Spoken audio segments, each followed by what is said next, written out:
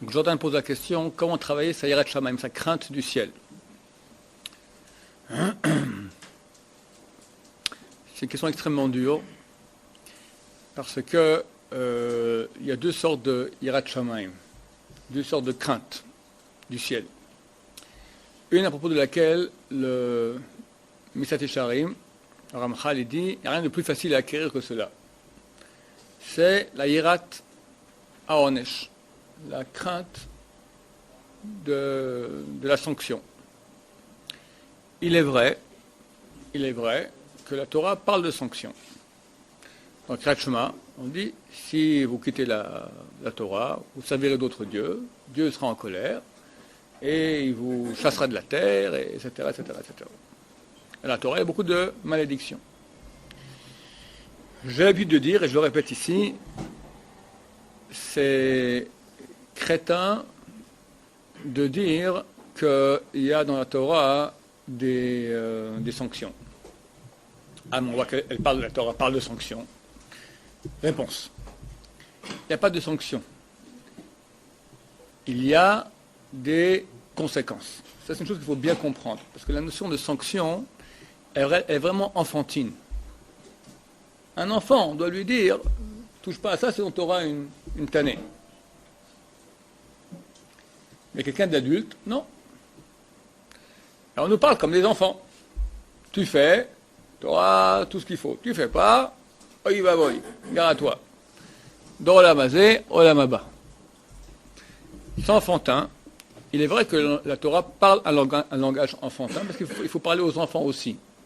Mais elle compte sur nous, qu'on est intelligent de savoir qu'elle parle en langage enfantin, et qu'on sait traduire aussi en langage adulte. Le problème, c'est que très souvent, on enseigne le langage enfantin, et les gens quittent l'école enfantine, et ils restent avec le langage, ils deviennent adultes, mais en ce qui concerne la Torah, ils restent enfants encore. Et ils comprennent, ils n'arrivent pas à comprendre que la Torah peut être un peu plus intelligente, et parler avec beaucoup, beaucoup de profondeur. Alors il est clair que lorsque la Torah parle de sanctions, elle ne parle pas de sanctions, elle parle de conséquences. À quoi cela ressemble? Quelqu'un qui prend 1 mg de cyanure de potassium. C'est une sorte de poudre que je ne vous conseille pas d'avoir chez vous à la maison, parce qu'on met 1 mg sur la langue, après moins d'une seconde, on n'est plus de ce monde. C'est un poison extrêmement violent. Est-ce qu'on peut dire, quelqu'un qui a fait ça, il est mort? Est-ce qu'on peut dire qu'il a été puni parce qu'il a avalé du poison? Il a été puni? Non. Il y a des lois qui gèrent le corps. Tu prends du poison, tu crèves, c'est une conséquence logique. Quelqu'un a roulé en Ferrari. Il est à 200 km/h. Ferrari, tu as les vitesses comme ça. Donc, puis, il y a un R, comme reverse. Il fait tic, reverse. Qu'est-ce qui se passe? En tout cas, la boîte à vitesse, elle fait schklong, ouais.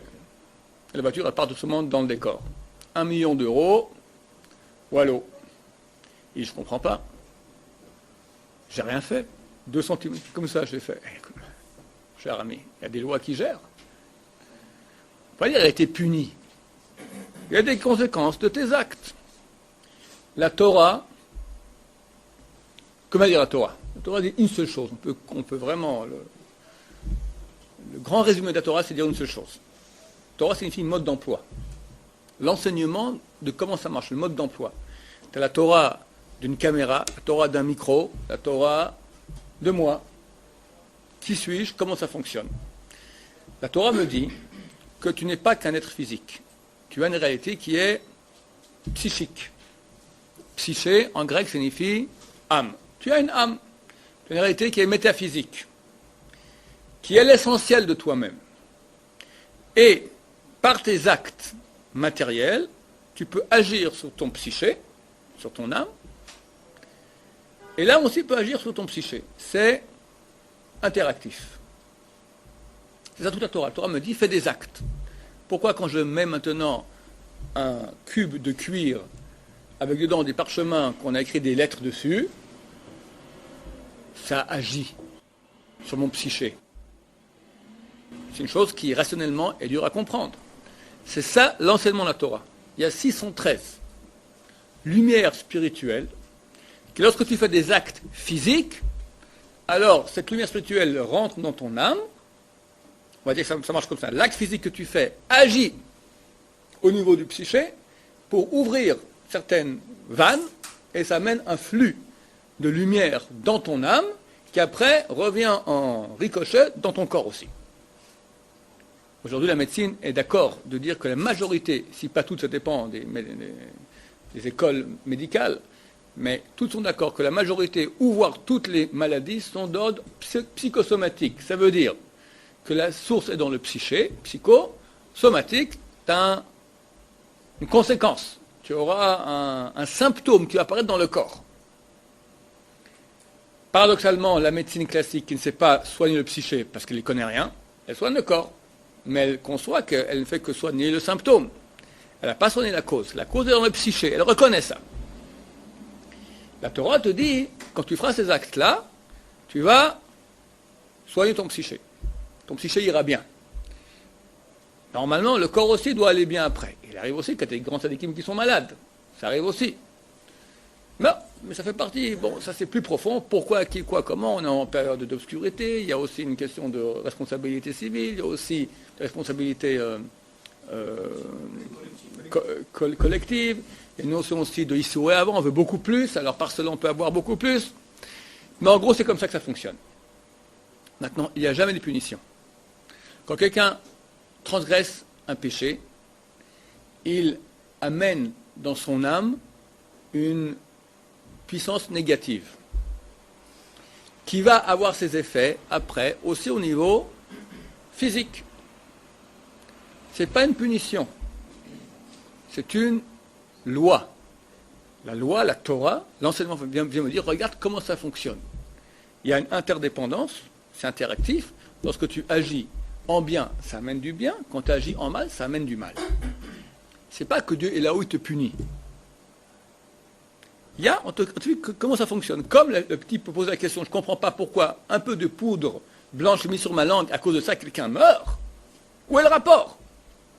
Parce qu'il a bougé maintenant sa manette là, de vitesse de 3 cm à cause de ça, $1 million, une Ferrari qui part dans le décor, je ne vois pas la raison de cause à effet. Mais si on lui explique, ben, mon vieux, il y a la boîte à vitesse, tu fais reverse à 200 km/h, ben, c'est logique. Parce qu'on comprend la mécanique. Il fait l'étude de médecine. Actuellement, j'ai très mal au mollet. J'aurai une inflammation. Je vais voir le médecin hier, il m'a donné une inflammation. Bon, il m'a donné un médicament que j'espère avoir ce soir. Mais comment le médicament il s'est allé soigner mon mollet? Comment le médicament il s'est allé soigner mon mollet? T'as mal à l'oreille, tu prends tac, un truc contre l'oreille. Si on n'était pas habitué au monde médical, on dirait c'est n'importe quoi. Bon, alors on sait que ça marche. On ne sait pas comment ça marche, mais on sait que ça marche. On leur fait confiance. Si je demande au médecin, il dit ouais, vous rigolez ce petit machin, et c'est allé dans mon mollet. Écoutez, monsieur, allez faire 10 ans de médecine. Oui, il y a une Torah. La Torah de la médecine. L'enseignement, le mode d'emploi, comment ça fonctionne. La médecine, la relation de cause à effet entre le produit que tu avales et la maladie, qui a une relation de cause à effet. La Torah de nous, elle va nous enseigner les modalités, pour parler en bon français, d'accord, causales de notre action sur notre bien-être. Ça passe par la Neshama. Oui. Pardon? C'est ici, on parle de relations de cause à effet. Aussi. Mais aujourd'hui, c'est extrêmement brouillé parce qu'il y a... Je n'ai pas compris ta question. Si quelqu'un maintenant se comporte bien, il ira bien ici, tu veux dire? Non, quelqu'un qui fait mal. Oui. Il ne pas plus, il a des résultats de mal. C'est mal ici. Alors, le mal là-haut, le vilain là-haut, c'est pas... Alors, il y a des fois aussi où ça dépend quelle maladie et quelle âme et quelle personne.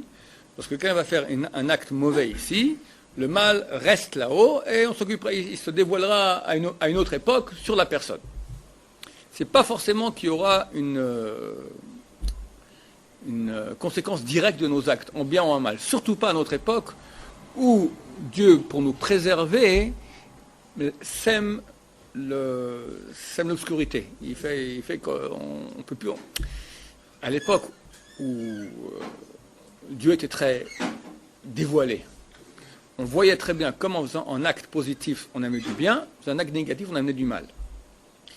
Mais cela nous mettait dans une situation extrêmement délicate par rapport à Dieu, que si jamais on faisait le mal, on était extrêmement coupable. Parce que quelqu'un maintenant, il fait Chilul Shabbat, il regarde une fille, il fait Bitul Torah, d'accord? Tout à coup, tard, ça va très mal, des malheurs terribles sur lui, sa famille, les gens, Am Israël, parce qu'on est tous dans la même barque. Il est extrêmement coupable.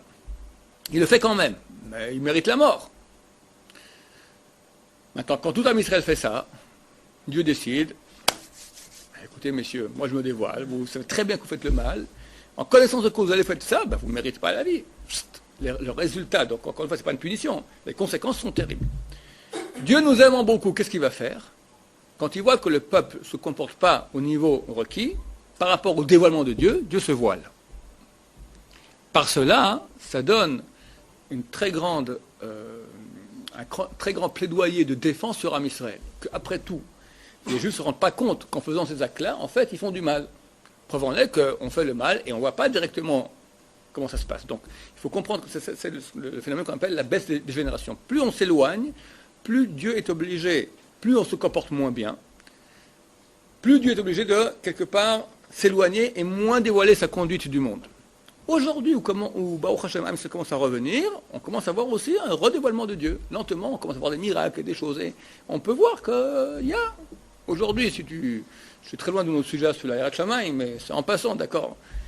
Aujourd'hui, si tu prends au niveau de la société, d'accord, tu prends la société orthodoxe israélienne, qui est, je précise pour pas qu'on m'embête après, qui est une société bourrée de problèmes. Bourrée de problèmes aigus et difficiles. Oui, mais, relativement, en comparaison, c'est une étude comparative, chiffres à l'appui, tu prends n'importe quelle autre société occidentale, d'accord, mais il n'y a pas photo. Il n'y a pas photo. À côté, mais c'est la débandade totale. Débandade totale. Qu'est-ce qu'il leur reste? L'éducation nulle, la débauche, les tromperies, il n'y a rien, le shit. Mais c'est presque anormal quelqu'un qui n'ait pas goûté du shit à 25 ans. C'est presque anormal. Une jeune fille qui a 18 ans, elle est encore vierge, elle a un problème. Un garçon à 18 ans, et ça arrive à avoir le psy, d'accord. C'est pas normal. Les enfants ne respectent pas les parents. Tu prends les totos, tu regardes drogue, schlumbait, divorce, moralité au niveau du vol, etc. Crise de sens, déprime, violence, suicide. Oui, mais moi je connais aussi un orthodoxe, un tordu sexuel, et puis un autre s'est suicidé. Oui, il y en a. Oui. Et je connais un type, il est non religieux total, et c'est un type, un vrai tzaddik. Oui. Je veux les totos. Regarde, fais étude comparative. Le monde orthodoxe. Alors t'as des déprimés, il y en a. T'as des obsédés sexuels, t'en as. Mais combien? T'as des tromperies, t'en as. Combien? Violence, t'en as. Combien? C'est à peu près, il faut inverser les chiffres. D'accord? T'as 2% de population occidentale qui n'a pas goûté un peu de shit, t'as 2% d'orthodoxes qui ont goûté du shit. T'as, on va dire, 90% des maris et femmes qui se trompent, t'as 10% qui ne se trompent pas, dans le monde orthodoxe c'est à l'envers. 10% qui se trompent, et je suis gentil quand je dis c'est beaucoup moins que ça, et 90% qui ne se trompent pas. D'accord? Etc. pour tout. Donc, tu vois que ça marche. Ça marche. Comment ça se fait? Donc on voit qu'il y a quand même un résultat. Au niveau personnel, non. Mais au niveau collectif, c'est clair que ça marche. La punition ou alors la conséquence. Théorie, la différence essentielle qu'il y a entre la punition et la conséquence, c'est que dans la punition, il y a un punisseur qui punit de façon volontaire et active dans le but d'éduquer. En ce qui concerne la Torah, il semblerait que c'est plutôt une punition dont on parle. Parce que quand il nous arrive une galère, parce qu'on appelle les avérotes. Si un Israël traditionnel fait l'avérote, il y a une galère ici. C'est pas parce qu'il y a un système qui a été mis en place que le punisseur, Hachem il est bien derrière, c'est bien lui qui amène la galère pour l'éduquer. Il y a un administrateur de ce que tu appelles la punition, de la sanction, administrateur de la souffrance. Mais en aucun cas, jamais, Dieu punit ni pour faire mal, c'est-à-dire pour que tu souffres, tiens, t'étais méchant, pan, bien fait pour toi, ni pour, comme tu as dit, éduquer. Jamais de la vie. La souffrance, elle vient réparer. La souffrance, elle est toujours réparation. Tu as bousillé quelque chose. Maintenant, il y a une conséquence qui arrive, tac, il y a un truc qui ne va pas maintenant, tu es bousillé quelque part. Maintenant, pour réparer ça, il y a des choses qui passent par la souffrance. Oui. Mais je ne pense pas que Dieu amène sur une personne, pour l'entourage, oui, mais sur une personne maintenant des souffrances pour l'éduquer. Parce qu'il doit mériter cette souffrance. L'un n'empêche pas l'autre, c'est pas contradictoire. Oui, ok. D'accord, donc toujours, ça sera pour réparer. Maintenant, en plus, que ça a beaucoup d'effets aussi secondaires positifs, ça ne me dérange pas. Mais ce n'est pas la raison. Parce que le Rambam, par exemple, il utilise le mot de Onesh. Oui, je dis bien que toute la Torah, le Rambam, il dit dans le 13 articles de foi, celui qui ne croit pas que Dieu récompense les tzadikim et punit les Rechaim, il ne croit pas dans un des 13 articles de foi. Donc j'ai traduit, j'ai dit, il faut comprendre, la Torah parle en langage enfantin. Mais c'est ridicule de croire que Dieu vient et punit. Pas il punit, ça veut dire, Dieu il t'aime maintenant, et il voit que maintenant que tu as un problème. Alors tu fais une opération de nettoyage, ça fait mal. Oui, ça fait mal. Il n'y a pas de onesh, il n'y a pas de punition. S'il y a une souffrance, elle vient réparer. Il y a des cas où la souffrance ne vient pas réparer, elle vient simplement, comme je dis rapidement auparavant, que des fois, quelqu'un peut, un tzaddik peut souffrir maintenant parce qu'il veut un surplus. On va arriver à un niveau beaucoup plus haut. Alors ça se passe par une souffrance, par des efforts. C'est vrai, c'est autre chose encore. On parle maintenant des sanctions, d'accord? Il n'y a pas de sanction qui ne soit pas réparation. Il n'y a pas de sanction qui ne soit pas réparation.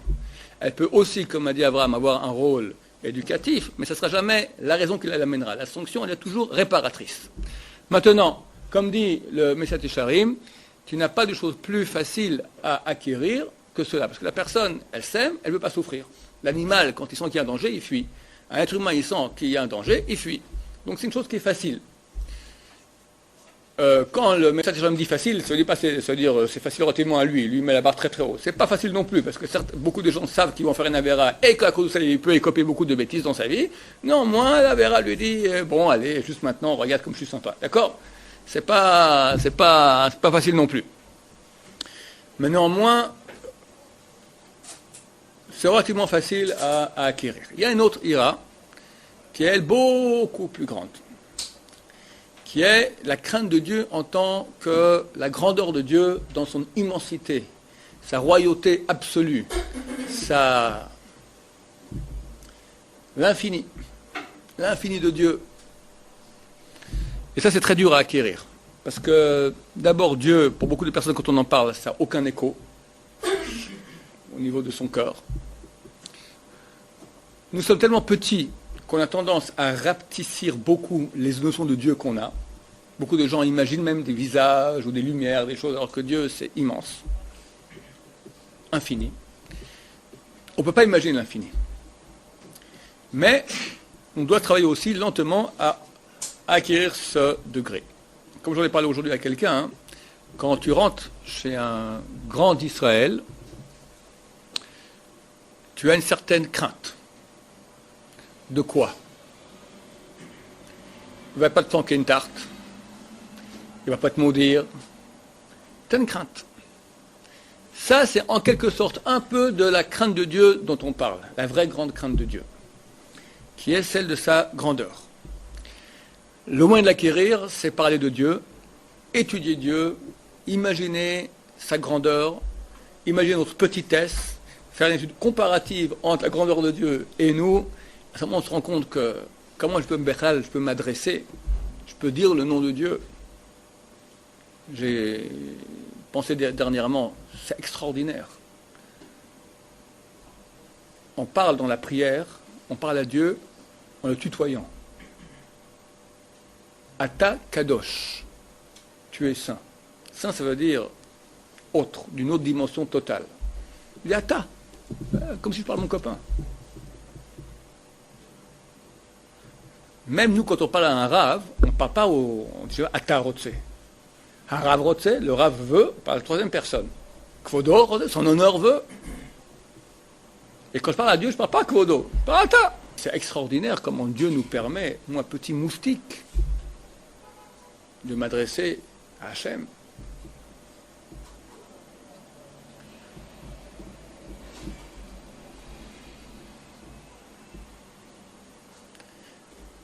Oui, il y a une question. Alors, ta question. Tu dis,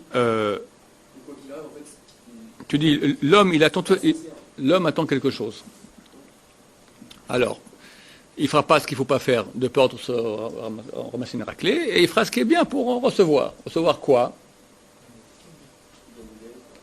Ou ici, les brachot, ou le ganen, etc. Bon, ça c'est ce qui s'appelle, alors, c'est marqué clairement que c'est valable. On peut servir Dieu ainsi, mais ce n'est pas la meilleure façon. Quelle est la meilleure façon? Ouais,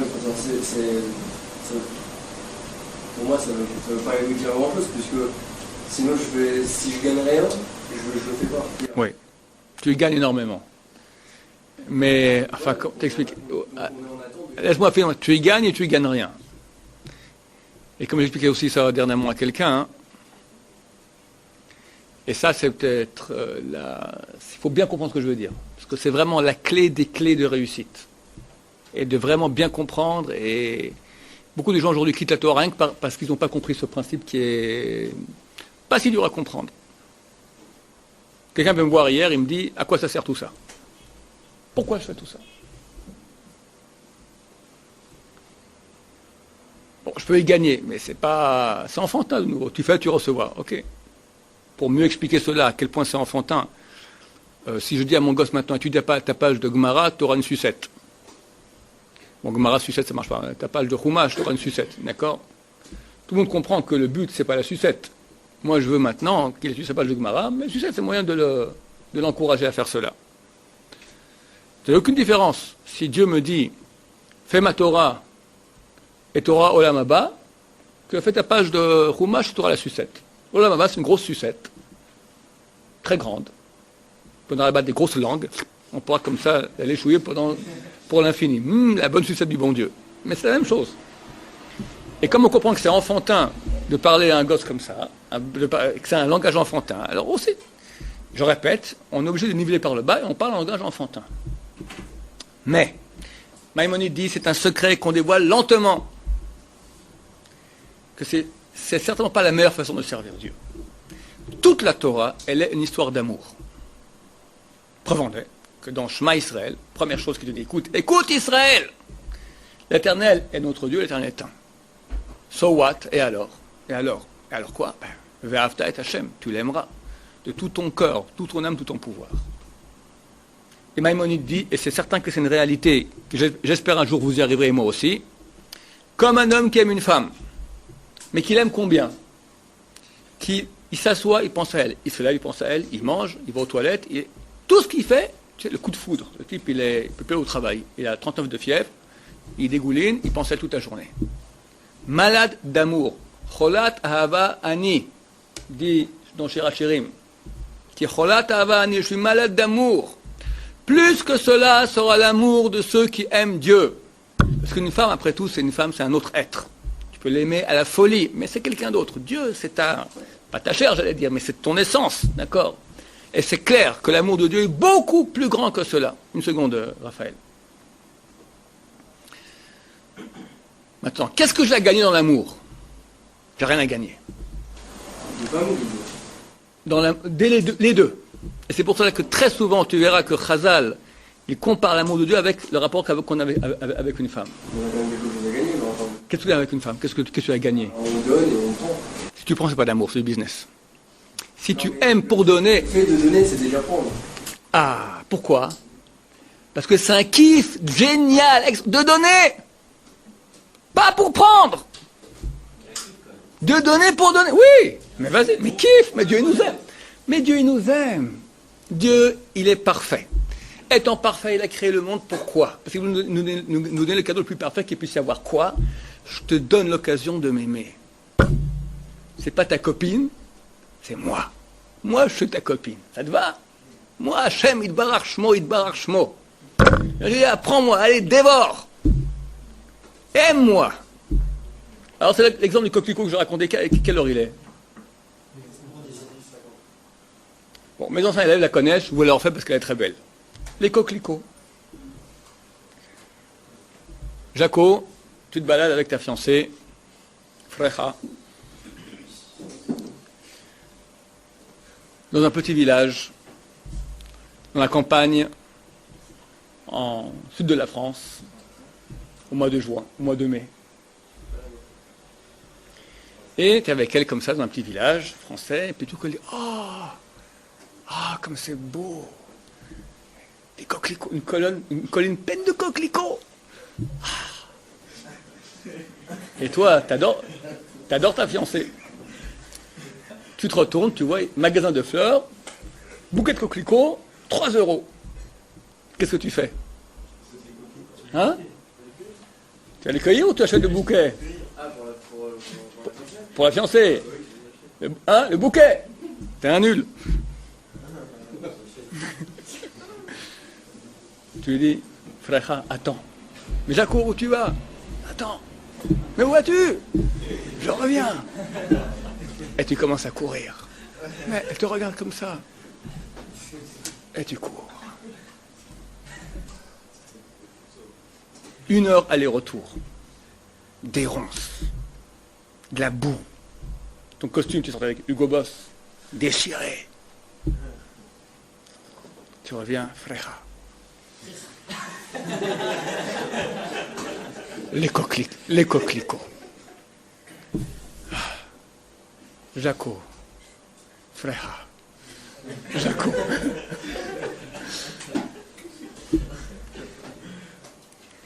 Maintenant, tu as souffert, tu saignes. Tu saignes. Ton costume, il est terminé. Tu pues de transpiration. Mais tu es malheureux ou tu es heureux? Tu auras 80 ans, Bezrat Hashem, au moins. Et Frecha sera à côté de toi, 78 ans, les deux dans le rocking chair. Elle est en train de coudre le feu. Tu lui diras, Frecha, tu te souviens? Ah, Jaco, les coquelicots.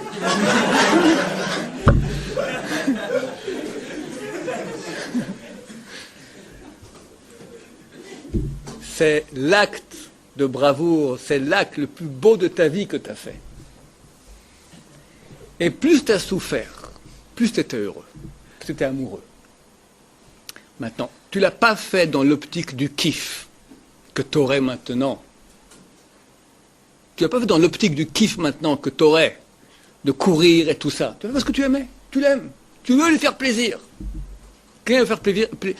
Avec la femme, c'est très compliqué parce que très souvent, ce n'est pas les Shem Shamaim. On attend un retour. Mais prends par exemple quelqu'un qui aime sa mère, beaucoup. Il y en a comme ça. Et il fait un acte d'amour très grand. Il fait un truc pour sa mère. Mais en le faisant, il souffre, mais il kiffe. Et ça s'appelle les Shem Shamaim. Faire par amour. Nous, Am Israël, Dieu nous aime. Et nous l'aimons. Et nous devons, et c'est ça le but. Je vous mets le but numéro 1 que vous travaillez parce que ça t'as gagné tout. De faire par amour de Dieu, par amour de Am Israël. J'expliquais aussi souvent que c'est dur de faire par amour de Dieu parce qu'on ne connaît pas Dieu. Alors il y a un moyen plus facile, c'est par amour du peuple d'Israël. Chaque juif ici, il aime Am Israël. Fais-le maintenant pour le bien d'Israël. Parce qu'Israël, c'est Dieu, Israël, c'est Chad. On est unis. Et ça, c'est les Shem Shamaim. Tu t'es levé le matin pour faire prière pour Am Israël, qui est bien pour Am Israël. Regarde, toute la prière, c'est que ça. On prie que pour Am Israël. Le Gaon de Vilna, il dit pourquoi? Parce que Israël, le kavod de Israël, c'est le kavod de Dieu, c'est la même chose. Quand Israël va mal, c'est Chilul Hashem. On veut les Kadesh, on veut qu'enfin tout le monde reconnaisse qu'on est le peuple de Dieu, on est chéri par Dieu. Fais pour ton peuple. Ça, c'est un acte d'amour. Tu ne penses pas à toi maintenant, à tes petits trucs nuls. Alors, le kiff, il vient aussi, après en feedback. Tu es content d'avoir fait cet acte-là, tu es heureux. Mais ce n'est pas la motivation qui t'a poussé à le faire. La motivation, c'est amour. Et ça, c'est la vraie bonne raison de servir Dieu. Qui donne vraiment le vrai Olam Haba. Parce que le Olam Haba, c'est quoi? C'est Dieu lui-même. Alors, quelqu'un voulait une sucette, tu auras une sucette. Mais si tu voulais Dieu lui-même, tu auras Dieu. Qu'est-ce qui est mieux? Sucette géante? Ou Hachem lui-même? Il n'y a pas photo. Oui, Raphaël. Avec la femme, comme vous l'avez dit, il y a le coup de foudre. On tombe amoureux d'elle, donc c'est facile, après on ne réfléchit plus à rien et c'est l'amour qui nous pousse à tout faire. Ouais. Mais Dieu, comment le faire venir? Alors, coup de foudre, vu qu'il vient facilement, il part facilement. Tu connais ça? C'est archi connu. Les gens, ils tombent amoureux, dingues, puis après 2 ans, un beau jour, lui ou elle se lève, j'aime plus mon mari, j'aime plus ma femme. Mais t'étais folle, je sais pas. Ce qui vient facilement part facilement. Dieu veut qu'on arrive à accéder à cela par nos propres forces. Donc il faut investir. Mais c'est possible et c'est facile. Surtout pour les balais de chouva. Mais comment?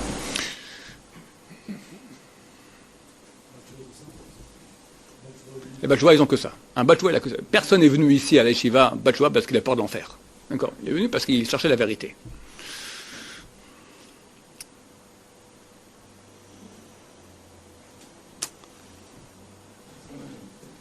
Tu aimes le peuple d'Israël? Oui. Ouais?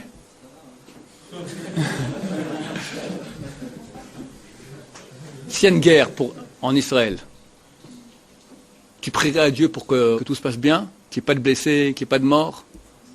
Tu prierais Kavana? Pour aller au paradis? Non? Par amour d'Am Israël. N'est-ce pas? Donc tu as ça en toi déjà. Tu l'as. Tu m'avais dit qu'on en a affaire des Juifs, j'aurais un problème. Mais tu l'as. Tu es un amoureux des Juifs. Or, comprends que le peuple d'Israël, c'est l'habit dans lequel Dieu, on ne peut pas le voir, mais il a un habit, Am Israël.